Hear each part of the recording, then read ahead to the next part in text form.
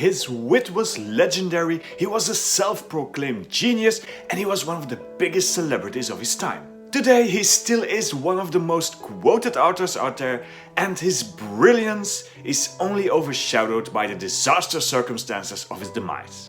He is Oscar Wilde. And if you want to know more about his flamboyant genius and how and where to start reading his work, then this video is for you.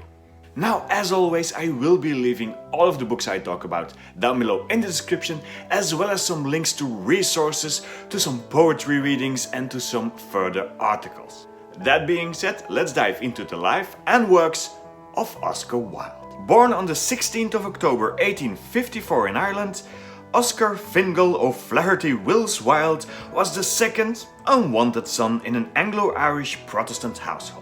His mother actually wanted a daughter, so the first decade of his life, Oscar was dressed up like a girl and treated like one. It wasn't until the age of 9 when he was sent to school that Oscar turned out to be a bit of a prodigy, soon outclassing all of his peers and even older students when it came to learning. At the age of 18, he would continue his classical studies at Trinity College in Dublin, where he soon became an award-winning student of ancient Greek. 2 years later, this was enough to gain him a scholarship at Oxford University. And as he would start traveling to Oxford, to London, to Paris, he would get his first taste of the bustling metropolitan. And the young Oscar, he took to his new life like a duck to water. He quickly cultivated a love and interest for anything that had to do with the arts or the aesthetics. He would spend loads of his family's money on refurbishing his dorm room, buying outrageous outfits and just having wild nights on the town. He quickly gained a reputation for his legendary wit and his sharp tongue. And he soon found out that he would need these because when his father died, he left a family with a serious debt. Now with a degree in hand, he would set out to start a career in publishing, speaking the famous words, "I will be a poet, a writer, a dramatist. Somehow I'll be famous, and if not famous, notorious." Wilde moved to London and he soon became the socialite that surrounded himself with a company of authors, actors, playwrights, you name it. It was in this period that he wrote his first ever play, Vera. It was privately printed and it was a disaster. He then switched to poetry and he published a selection of poems which did quite alright, but it wasn't until there was this certain play that he became famous. And no, it isn't the play you're thinking of. The main character in Gilbert and Sullivan's play, Patience, was clearly modeled after Oscar Wilde himself. His name and character became famous in the age, but while his reputation and fame soared, his financial situation didn't quite follow suit. So Oscar Wilde decided that he would join the theater company of Patience to the United States and do a lecture tour all about aesthetics and drama. Needless to say, the Americans loved Oscar Wilde. He extended his tour for 2 more years, and when he finally returned, his pockets were jingling with coin. But alas. A few years later, while living in Paris and London again, he would find himself in serious financial problems once more.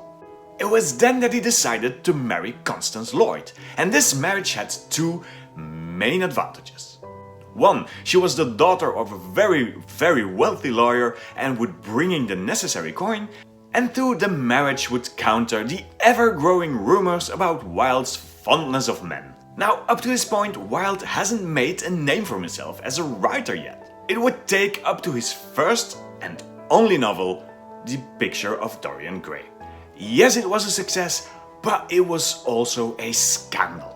It hinted at erotic love between men, and it was generally seen as an immoral book. It seemed that his quote was becoming prophetic. Yes, he was famous, but he was increasingly notorious as well. Now, to add to these rumors, this was also the period that he was introduced to a certain young nobleman, Lord Alfred Douglas, known to his friends as Boise. The two became lovers, the two became inseparable, and Wilde was rarely home anymore. He preferred staying in lodgings, in hotels, in the company of Boise, much to the chagrin of Boise's father, the Marquis of Queensberry. Queensberry made it quite clear what he thought about the relationship of his son and Wilde. It was not just the homosexual aspect of it, it was also that his son was dropping out of school. In fact, Queensberry was so vocal about his opinion of Wilde that Oscar Wilde sued him for libel. And this is where it all goes wrong. This is the first of 3 dooming trials. And ironically, in this first trial, it was Wilde suing Queensberry. Now, due to his arrogance and his ever-present urge to be witty and sharp and funny, Oscar Wilde basically lost this trial himself. The court decided that there was no libel in the words of the Marquis of Queensberry, and this opened Oscar Wilde up for some very serious and dangerous allegations. And that is in fact what happened. The same day that the first trial ended, Oscar Wilde was arrested for the act of sodomy, an act that was still illegal in the England of that time. He would stand trial for acts of gross indecency, but in this second trial, Oscar Wilde had learned from his mistakes, and he and his lawyer managed to swing the vote. Yet almost immediately there was a call for a retrial. The papers were all over it, and in this third trial, Oscar Wilde lost, and he was found guilty of sodomy and was sentenced to 2 years of hard labor. Now, by now, Oscar Wilde's reputation was finished. He was bankrupted and he had few friends left. His stay in prison and the hard labor would break the man. He suffered from several fevers, several diseases, came up with dysentery.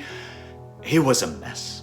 When he was finally released after 2 years, he was presented with his divorce papers and had really few places to go. Oscar Wilde had become a vagrant, a beggar, a man who lived off the generosity of the few friends he had left. In the end, he ended up in Paris, and he managed to write one more work, The Ballad of Reading Gaol, before collapsing to his ever-deteriorating health and his refusal to tone down on absinthe, hard liquor and run boys. He died in 1900 from cerebral meningitis.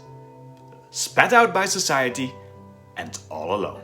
Yes, Oscar Wilde was a celebrity scandal, but he was also a master of prose and ever so adept at dissecting human society.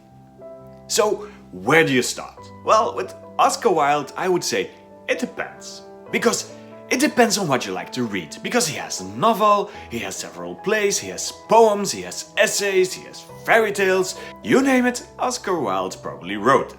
Now, many, of course, would start with The Picture of Dorian Gray, his only novel and possibly his most famous work. And yet, it is his only novel, and I don't think that is a coincidence. While it is still a great read, you can feel how Wilde almost struggles with his long-form content, and novel writing wasn't really his thing. So yes, absolutely read The Picture of Dorian Gray, but not as your first Oscar Wilde. In fact, I would advise not to read Oscar Wilde at all. Oscar Wilde was at his best as a playwright, and while you can read Oscar Wilde's plays, of course you can, they are meant to be experienced in theater. So if you have the chance, then by all means go out to a theater or even rent the movie adaptation and watch, for examples, The Importance of Being Earnest. And then go back to the play and read it. The whole plot and structure of the play will make far more sense if you do it that way, and it will be far easier to keep track of all the different characters. In doing so, you will be able to appreciate all the little jokes and double entendres and foreshadowings of the play, things that you would probably miss if you just read through it a first time. And then another great comedy is of course Lady Windermere's Fan, a critique of the upper classes like Wilde used to do so many times, just because they were born very wealthy and he might have been a bit envious of their lack of financial problems. It is still a comedy, although it is, I guess, less silly than The Importance of Being Earnest, and it showcases this thing that Oscar Wilde does very masterfully, and it is this juxtaposition of very serious emotions on one side and the very pure comedic value on the other. The characters have depth, they are layered, especially the female characters, and Wilde does an excellent job of dissecting the social life in the 19th century. And from there on, you can go for plays like An Ideal Husband and A Woman of No Importance, which are also excellent plays. Then let's talk his poetry. Now, I must say personally, I'm not a big fan of Oscar Wilde poetry. It is a bit too overly dramatic, too romantic, too self-centered for my taste. But there are some exceptions. The main one, of course, being the Ballad of Reading Gaol. It has a much darker, more serious tone. It is a critique of the jail system at the time in Britain, and it has this almost feel of a folk song, a protest song like you would find with Guthrie or Bob Dylan. It is one of those poems that needs to be read aloud, or you have to hear it performed. I will in fact leave a link in the description box to one of those performances so you can experience it for yourself. And then we have to talk about De Profundis. While not really a poem, I will still include it here. Now, De Profundis is the only work that he wrote while he was staying in jail, and it is in fact a letter, a love letter to Boise, which he was never allowed to send. It was never meant to be published, but we see a very different Oscar Wilde here. The witty, flamboyant mask comes off for a moment and we can get a glimpse of what Wilde was thinking and was feeling at the time. Yes, it was only a letter, but it was written with such mastery of prose that it is still a classic today.